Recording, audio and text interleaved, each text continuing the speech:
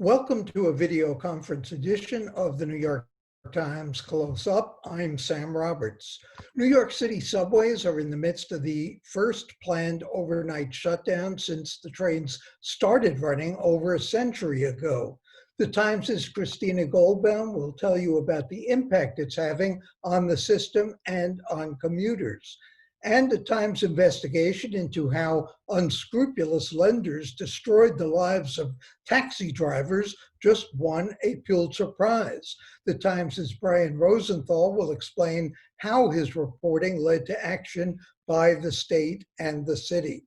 But we begin with pandemic politics. There's a political and messaging war going on over reopening the economy. Donald Trump aggressively pushing all 50 states to get back to business. He claims Democrats are deliberately blocking economic recovery in order to damage him politically. Here's a tweet of his from earlier this month, quote, "The Democrats are moving slowly all over the USA for political purposes. They would wait until November 3rd if it were up to them. Don't play politics, be safe, move quickly." Democrats say Trump is putting politics above people and is risking lives by pushing to reopen too fast because he needs a stronger economy to win re-election. Here's how Times columnist Paul Krugman summed it up, quote, "So Trump and his party want to go full speed ahead with reopening, no matter how many people it kills. Their de facto position is that Americans must die for the Dow." How will this clash play out politically? How will seniors, a vulnerable and very critical voting bloc in states like Florida, react? And does it all simply depend on whether reopening businesses, especially in red states, sets off a second wave of coronavirus infections? We're joined by Mara Gay, a member of the New York Times Editorial Board, Jonathan Ellis, a senior politics editor at the Times. And it seems, both of you, that this election may be determined by three numbers: the GDP, the Dow, and the mortality rate. But Mara, you've dealt with this personally. You have had the coronavirus. You're still getting over it. What does it feel like to actually have had it and react and see how people are coping with it politically? Is there a disconnect between what's going on in Washington and what's going on out in the street and in people's homes? Absolutely, Sam. I think the reality is that so far, the pain has really not been felt evenly across the United States.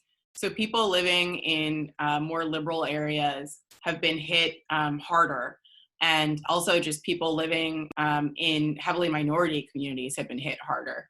So I think because of that, unfortunately, it seems to have broken down a little bit by partisan lines. It shouldn't be the case. This is not a virus that respects the boundaries of state lines. It doesn't care whether you're Black or white or Hispanic or Indigenous. But nevertheless, because it is primarily been cities that have been hardest hit and communities of color, I think it's been very easy for more rural and red state areas to kind of look the other way. And it really is a division in the United States. That said, I think, hopefully the virus doesn't come to your town, but if it does come to your town and somebody that you know or care about is sick, I think you might view the current political climate very differently, and we're not done with this virus. So we don't really know politically what the full effect of this virus is going to be. And I don't think we'll really know until the fall when we see what a second wave looks like, if it comes. That's right. I mean, 5 months ago, we never heard of the coronavirus. The election is now still more than 5 months away. Jonathan, so far, how is this playing out politically? The president and lots of other people too, obviously want to jumpstart the economy, but a big risk in doing that. People are impatient. People want to get out of their houses. They want to get out of hibernation, but that becomes risky, that there will be not only a second wave, but the first wave will not even have ended yet. You look at Washington, D.C., which is reopening, but that has more cases per 100,000 people over the last 2 weeks than just about any place in the country. So how does the president justify that as much as it's something that everybody would like to do? Well, it's important to remember that, President Trump and his advisors have always seen, or certainly, leading into this pandemic, had always seen the economy as his number one selling point for reelection. And to a great extent, that hasn't really changed. The goal is to get the economy back open and back on track so that he can pitch that again as his reason to keep him in office for 4 more years. And I think because that is such the mindset of the campaign, and of course, pre-pandemic, you can't really blame an incumbent president for wanting to run on a strong economy.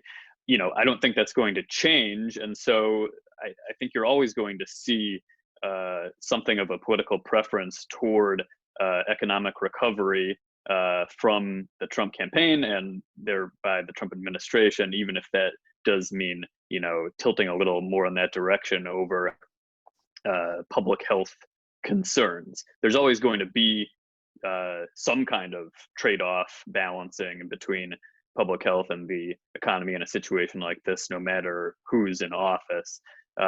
So the fact that Trump is in office just means that, this is how he's going to take that approach. Mayor, we've now got more than 40 million Americans filing for unemployment claims.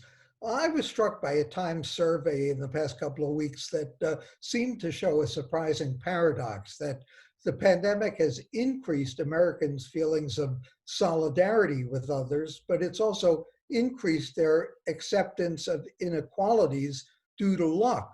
So how are people going to rally the country, particularly Democrats, particularly Joe Biden, to get anything done, to get anything different, to get anything to change in this country?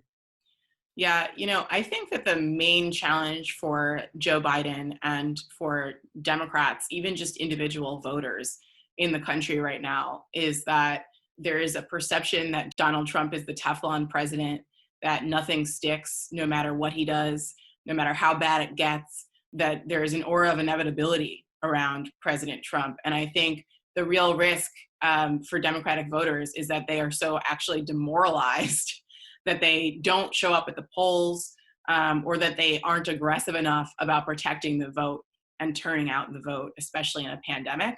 So if I were Joe Biden and if I were the DNC, if I were the Democrats, I would be extremely focused on motivating voters, on reminding them how narrow Donald Trump's victory was the first time around, on really, as you said, Sam, rallying voters to just remember that they actually do have agency and that they need to show up, they need to protect the vote and protect one another, and that is really ultimately in the long run the best way to honor their family members who've died of this horrible disease and to protect their neighbors from what's to come. Jonathan, what's Joe Biden's best strategy now? Should he stay in the basement and let all of this just fall all over Donald Trump? Or should he be out there trying to distinguish himself from the president and say, this is how I would do it. This is what I would do if I were in the White House?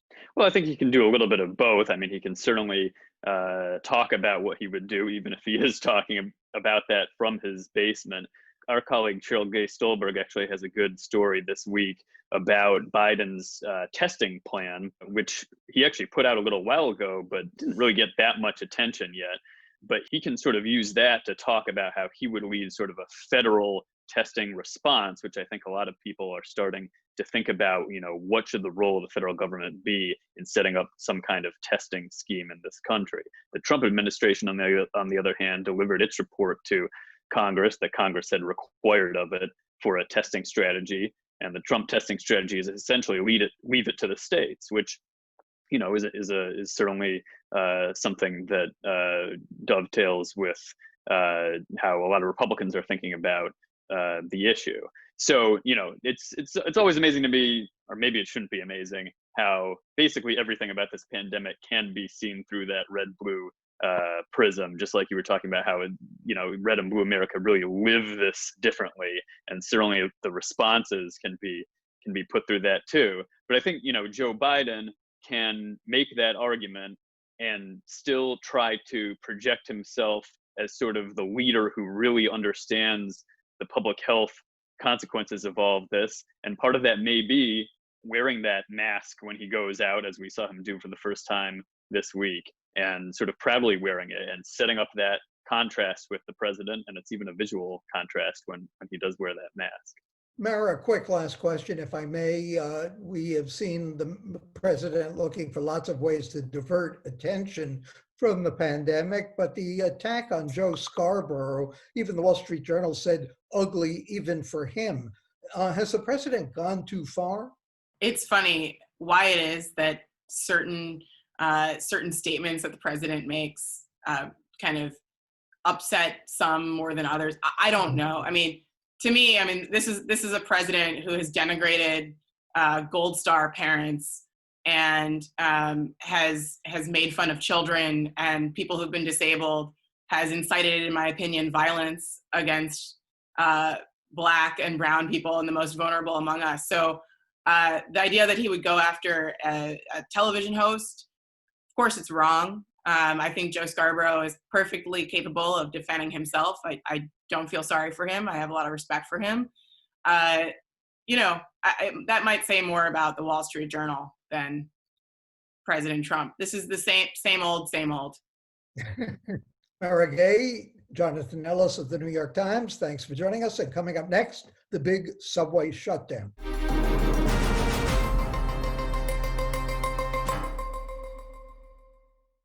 The New York City subway system is shut down from 1 a.m. to 5 a.m. these days. It's the first planned overnight shutdown since the trains began running 115 years ago. The entire system is being disinfected overnight to protect both riders and transit workers from the coronavirus. About 100 transit workers have already died from the virus. But the system is also facing another crisis, this one financial. A more than 90% plunge in ridership has decimated revenues. The Times' Christina Goldbaum spelled out the potential fallout for riders from the fiscal crunch. Quote, subway and bus lines eliminated, unpredictable wait times for trains as service is slashed, more breakdowns with less money spent on upkeep, and steeper fare hikes. So how should we gauge the impact of these twin crises on the subway system, and what should we be looking for? So Christina is the transit reporter for the New York Times. You and Winnie Yu wrote that over 90% of the ridership has disappeared along with that revenue. Christina, is this overnight shutdown likely to be as temporary as transit officials say it is? Well, it's going to depend on a couple of things. The first being, whether riders really do come back to the system. That's kind of the big question the MTA is facing right now. I think it's very unlikely that they'll bring back overnight service if it seems that the ridership numbers stay as low as they are right now. They've gotten a little bit higher. There's probably 11% or so of riders who are now using the system, so it's slowly creeping back. But compared to the 5.5 million people who would usually take the system, it's a tiny fraction of that. So I think it'd be fair to say that right now the shutdown is indefinite, and I think it'll probably be months, if not longer, before we start to see overnight service begin to come back. And I also think it'll depend on if businesses are still closed across the city. If places are going out of business, then transit officials might say that there isn't as much of a need to have that overnight service because people aren't using it to say go out for a late dinner with folks, and they're only using it for work. They've also bolstered bus service to be able to handle some of the riders who would usually turn to the subway in that time. They've created something called this essential services program to connect essential workers to rideshare apps and be able to get them to work that way. So I think it'll also be interesting to see whether people who maybe right now are would use the subway overnight, they're starting to use buses instead, whether they might continue just to use buses, even if the subway does come back at night, because they feel it's safer to be on a bus than to be in the subway. You often forget that, at least in normal times, how many people actually need the subway overnight, but naturally that can change. Do we know what the real reason, unless this is the real reason, was for the shutdown? Was it to disinfect Was it to save money? Was it to drive away the homeless, or some combination of all of those? So the MTA said that the reason for the shutdown is to be able to disinfect trains every day. Governor Cuomo had asked them to figure out a plan to be able to disinfect every single train that's in the system at least once every 24 hours. And so by shutting down the system for 4 hours every night, it would give them an opportunity to test new technology and just to be able to take the trains out of the system, disinfect them entirely, and then bring them back on. It certainly, I think, could help them financially because, they're facing an $8.5 billion shortfall. And so, not having trains running when you have very few riders on the system to begin with, could be helpful.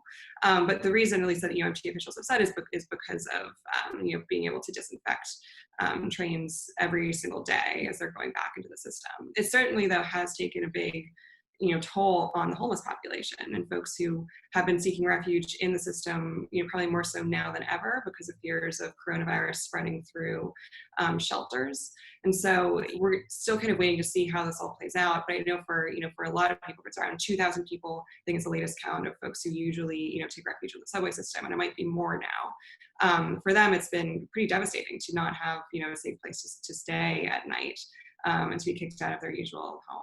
And a lot of those folks, when they're being brought, if police are kicking them out of the system, they're trying to connect into services. A lot of them are being brought to these overcrowded shelters to begin with, where, they don't feel any safer there than they would on the system.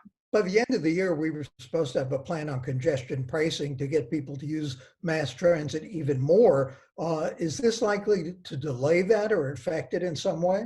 So we still don't know, what is going to happen with congestion pricing, but what we do know now is that, Pat Foy said it is very unlikely that congestion pricing will move forward by January of next year, which is the earliest it could move forward. When Governor Cuomo met with President Trump yesterday, he actually didn't bring up, at least his press conference, any issues with congestion pricing. What the MTA has said is that they're waiting for, federal approval for which environmental process they should use to move forward with it. They could, in theory, move forward with the more in-depth version of an environmental process. They might have to pay maybe $1 million of a fine for doing so without first getting federal approval if they wanted to push it forward. But so far they've signaled that they aren't going to do that. They're going to wait to see what the federal DOT says they should do. But as of now, that's on pause. And it's kind of become even more important now that again, just the shortfall that the MTA is going to face, the incredibly precarious financial situation that the authority is in. You would think that MTA officials would be trying to, do everything that they could to push forward a plan that, in theory could bring them $15 billion in a year. And also that, now that money had been set aside for capital projects, but they now will be able to use that money to, again, cover this massive operating shortfall. So I think right now it's fair to say that we're probably not going to see that by January of next year. And there certainly is a lot of pressure on MTA officials and Governor Cuomo to, push forward in some way to make sure that can be put in place and they can begin to see the revenues from that. Quick last question. Is there any white knight out there, Washington, Albany, anywhere else that can help make up this deficit? Or is it going to be the subway riders who are going to have to do it? So the MTA has already gotten $3.9 billion of federal bailout money. They've asked for another 3.9 and will probably ask for even more federal funds to be able to cover the shortfall. But there is a really big question now of whether this will end up on riders. Typically, if you're facing a financial shortfall, the kind of tools in your toolbox would be to hike up fares and to cut down on service to save money. And it's kind of a death spiral where you have less reliable service often, less frequent service, and yet you're asking riders to pay more, and you're asking them to come back to the system after they've left. So there's a 4%, fare hike that's scheduled for next year. A big question now is whether that will actually be more than 4%, and if they will ask, riders to take on some of that cost. But what's going to be difficult is asking riders both to pay more and trying to convince them to come back to a system that they've abandoned and maybe taken up, new forms of transit. Maybe they're buying cars or riding bikes. And so if riders don't come back at the end of the day, that's going to be the thing I think that would be even worse financially for the MTA. And of course, deferred maintenance, bad service, all those things make it self-fulfilling. Christina Goldbaum of the New York Times, thanks for joining us. And coming up next, the Times' newest Pulitzer Prize winner.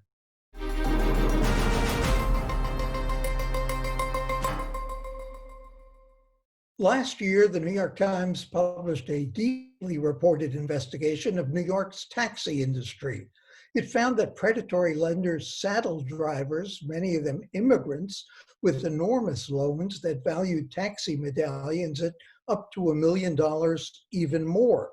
The drivers couldn't afford the loans. Thousands of them were financially ruined and filed for bankruptcy. Some even committed suicide. The report spurred action by the city and state, including a proposed $500 million bailout fund for the drivers. Brian Rosenthal was awarded a Pulitzer Prize for his investigation, his second Pulitzer, and this year one of 3 awarded to the New York Times. Brian, you wrote that this series actually began 2 years ago when you began looking at Michael Cohen, the president's former lawyer. How did it evolve into the taxi industry? Yeah, that's right. So back when Michael Cohen was in the news for his involvement with the president and his payment to Stormy Daniels, the Times was doing a profile about him. And so we were trying to learn a lot of different information about him. And several reporters looked into his life. And I was assigned to look at his investment in the taxi industry. He had bought 30 of these taxi medallions as an investment. And so I was looking into that and learning about his investment in the industry. And in doing so, I learned about the industry and learned about the thousands of cab drivers who had bought their own medallions and how they had been ruined by investors like Michael Cohen and banks and brokers and city officials and a bunch of other powerful people. And it occurred to me that that was a much more important story. And so the editors and I talked about it, and we decided to dig into that. Proving a hunch that took 18 months, as you said. There was a moment in the reporting you said that you'll never forget that took place in the JFK Airport taxi lot. What was it about? Yeah, the JFK Airport taxi lot is a fascinating place. A fare from the airport to Manhattan is very lucrative for cab drivers. And so they all want to get that fare, and so they have to wait. They actually get in a line so they can be the cab that picks people up from the airport. And that line gets so long that it is basically a parking lot where hundreds and hundreds of cabbies gather. There's a cafeteria there are bathrooms there, there's a prayer room there, and it's a meeting spot and frankly a great place to interview people because you've got a captive audience there. And so I went there several times with photographers and videographers and fellow reporters, but I just remember the first time that I went there, you arrive at this massive parking lot. It's a sea of yellow cabs, and there are hundreds of cab drivers there, again, from all over the world. They're all talking in different languages, in different accents. In many ways, it's a beautiful scene.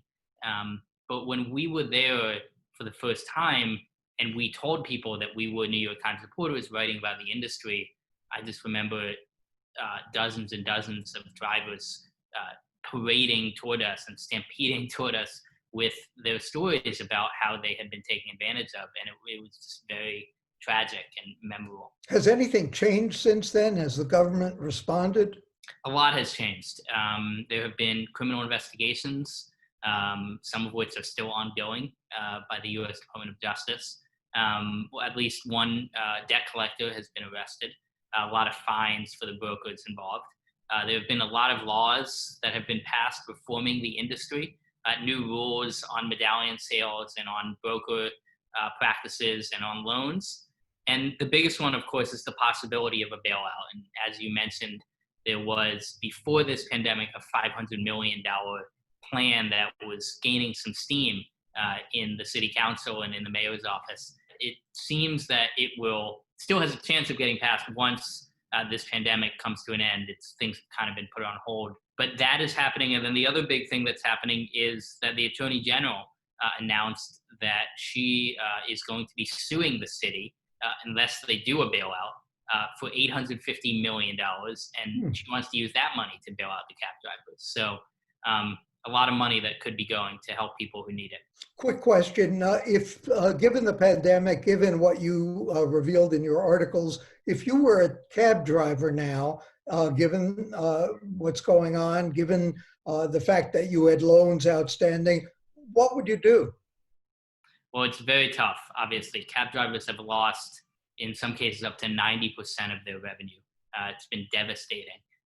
The only good news for them right now is that the banks know that there's no possible way that they could pay. And so right now, the banks are not requiring them to make their monthly payments. But that reprieve is going to end at some point, probably soon. And these cab drivers are going to be in an extraordinarily difficult position. Many of them are going to have to consider bankruptcy. It's an option I would certainly consider if I was a cab driver. But that, of course, is a ruinous decision that you have to make, and nobody wants to be in that situation. And you said you hope this award will bring more attention to their struggles. Well, we all do, and also you hoped it'll bring more attention to the importance of local news. So congratulations to Brian Rosenthal, the winner of the Pulitzer Prize for investigative reporting. And for the New York Times and CUNY TV, I'm Sam Roberts.